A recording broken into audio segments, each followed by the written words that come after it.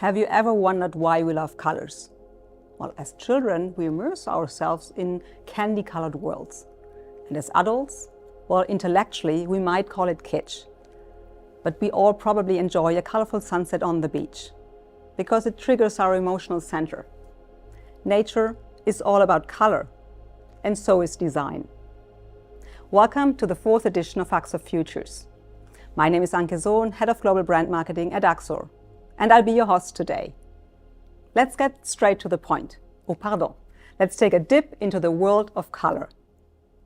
Artists, architects, and designers all love color. These days, lavish interiors are booming.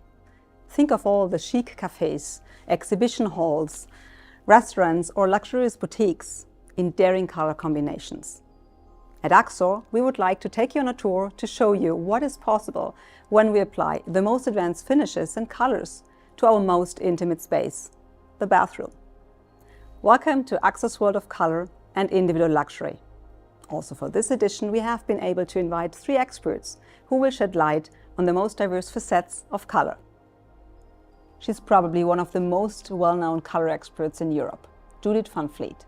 She founded her own practice, the Color Authority, and in 2018 she was elected the first non-American president of the International Color Marketing Group.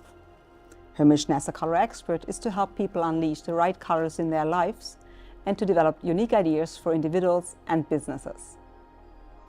Judith, for almost 20 years you have been helping people and companies to find their own language of colors and create color trends through storytelling and palette development. That's not only super interesting, I think quite a job you have there.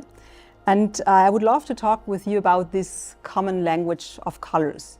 Do we really all speak colors, and why are colors so fascinating? Well, first of all, thank you for having me, of course. And yes, color is fascinating. To be very honest, I think we all speak the language of color, but unconsciously.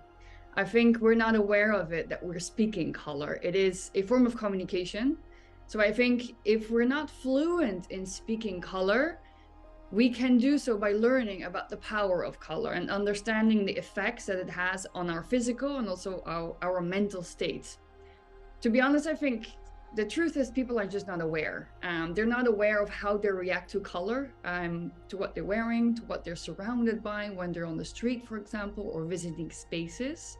So I think often we don't know why we feel good or why we feel uncomfortable, for example, in a space or an environment. And very often, although we are not aware of that, one of the big factors that makes us feel good or not actually is color, in combination with many other facts like light, of course, design, shape. There's a lot of things that come into obviously play when it comes to color, but it's definitely fascinating. And once you learn how to apply it, it can, I feel personally, it can really improve your life. At least it has improved my life. And do you think we were more conscious in the past of what colors, what the importance and colors play in our lives, or has that changed in the meantime? I think we are more aware as of today. Like over the last couple of years, I see that there's more color applied. Also in places where normally there was not a lot of color applied. For example, in hospitality, in a lot of retail, of course, but what I see also in spaces such as, for example, hospitals, I see that there's color applied with obviously psychological effects, that they want that color to, for example, make people feel better or maybe feel people calmer. So I do feel that there's more consciousness among the world of designers and architects, but even let's call it, I call it the regular people, people that do not work with color every day. I have the feeling that they're more in touch with how they feel when they're wearing a certain color. Well, that's interesting. If I take it with the people, I mean, we're all personalities. So how can we actually use color to emphasize our personalities? Mm-hmm. Well, color attracts the eye. I mean, I think that's, everybody knows about the red dress, I think. The red dress, everybody knows if a woman wears a red dress, she attracts the eye. Because, for example, the color red, nobody escapes the physiological effects of the color red.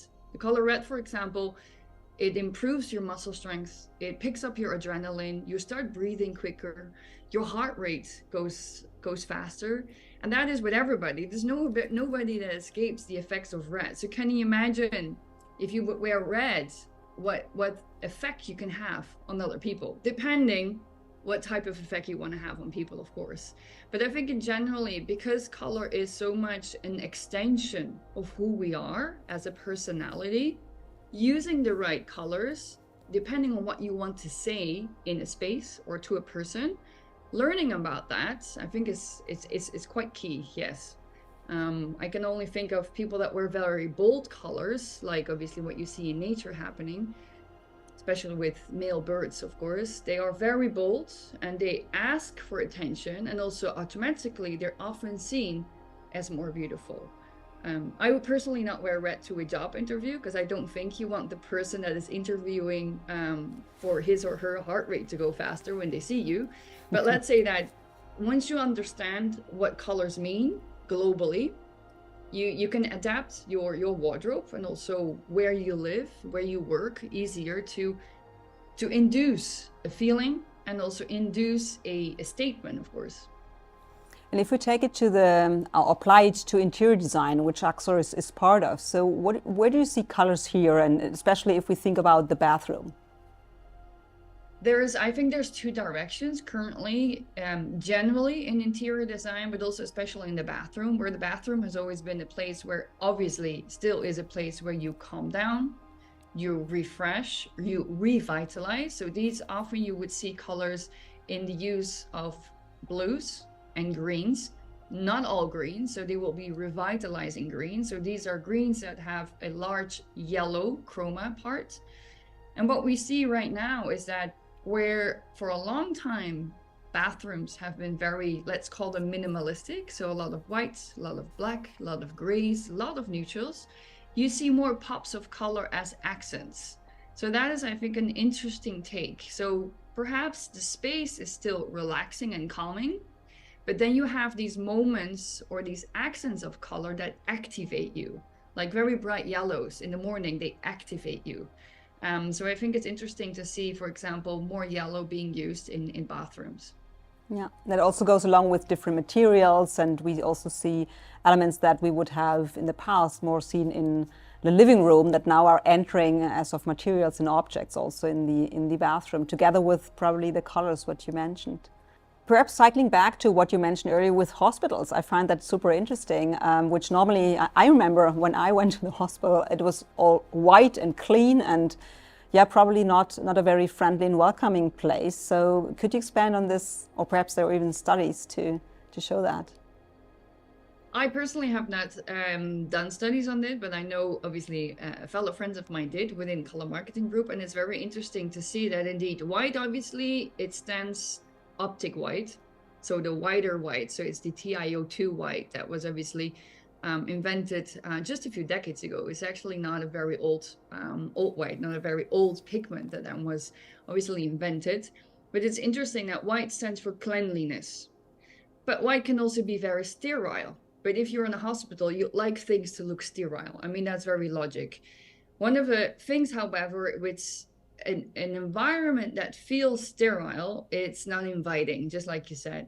It's not inviting. So where we are seeing right now is that softer pastel colors are being introduced. So depending on the spaces, whether it is a space to convene, so community spaces often are in light oranges, because orange is a color that connects people. It allows for communication. And in sleeping areas, very often you see those lighter blues indeed. Interesting is that the color pink, so what the color blue calms down. Blue calms down literally because it's the color of water. So for us, being physically near water calms us down. So it's a river, a sea, whatever. So it's interesting that those colors are being now introduced in these spaces. But another color that is being used to calm people down, especially in psychiatric hospitals and prisons, is the color of pink. So very light pink is a color that has a very different effect than red. Red makes you, it can even make you a little bit aggressive, or can make you feel angry. Pink officially is part of the red family, but the softer pinks are actually colors that really soothe and they calm you down. So these are colors that we're now seeing very often in these spaces.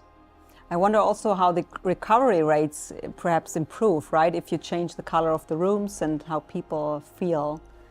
So if we cycle back to the pink, and I remember my teacher at school saying that we have masculine and feminine colors, which I always kind of rejected, because you like a color or you don't, independently of the gender you have. So how do you see on this theory of gendered colors? Is there something to it?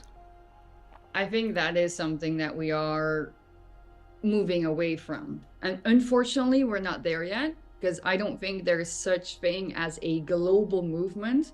I do a lot of trend work, and yes, there is of course global trends, global colors, but the fact of the blue is for boys and the pink is for girls is very much eradicated, let's say in Western culture, because it's not like that in other cultures.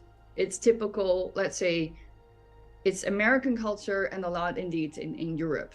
Mm-hmm. But to be very honest, I think this is long gone. I think this was probably a lot more when I was a young girl, and I see it's still being applied, but I see that unfortunately we're not there yet, but I feel that it's not cool anymore to actually still have pink for girls and blue for boys as an only option. That it should be an option. I get that, because there's a lot of people that are not quite ready to let go of this, let's say, cultural movement that we've had for so many decades. But I do feel that there's a lot more options. There's a lot more greens, there's a lot more yellows being used, and especially purple is one of these colors that obviously is a mix of the two that very often now is applied. Okay, so perhaps one last question, cycling back on the color trends you mentioned.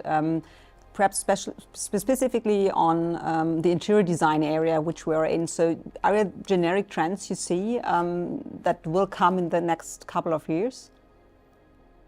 What we are seeing right now is the application again, or actually a new application of white, which had been gone for a very long time. So that is 2023. We see a lot of terracottas, a lot of oranges and terracottas that move from orange and red. We still see a lot of green, especially the leafy greens, but also the darker greens, the more forest greens. And what I feel is that in the next couple of years that are coming, we are entering an area where we're going to see, again, a lot more blues, but also we see softer yellows, so eggnog yellows that we definitely see coming for 2024 and 2025. And also more bold colors, also the pastel, like in between colors, or how do you see that? I think there is going to be, what I see currently is there is either a very bold color statement with very saturated colors, so high on chroma, and I see also very much the absence of color. So where people are more working with pattern, texture, and material. So I see both movements moving forward together, depending indeed on the statement people want to make. But I do think that bold color definitely is here to stay. Then there's another movement, which is a movement that is called a little bit the beige movement, which is really pushed on by the Generation Z. That is very high on sustainability. They're very high on circular economy. And beige, just like other neutrals, is one of these colors that is quite neutral. So they're doing a base wardrobe, and then they're adding on accents in colors. But they're very basic beige, and that is something that we are currently seeing, and I'm curious to see what happens with that in the next couple of years. Yeah, that would be super interesting. I'm definitely not part of this generation, as we can see. Judith, it was so interesting to speak to you today. I really enjoyed that, and I think we now understand much better the tremendous impact on color that color has on our lives. And I personally really find it fascinating how you decode color trends, and also how you showed we're all connected through the language of colors. It was great, and I hope to see you soon. Sounds good, and I look forward. Thank you for having me again, and good luck. Thank you. Have a good time. Bye-bye.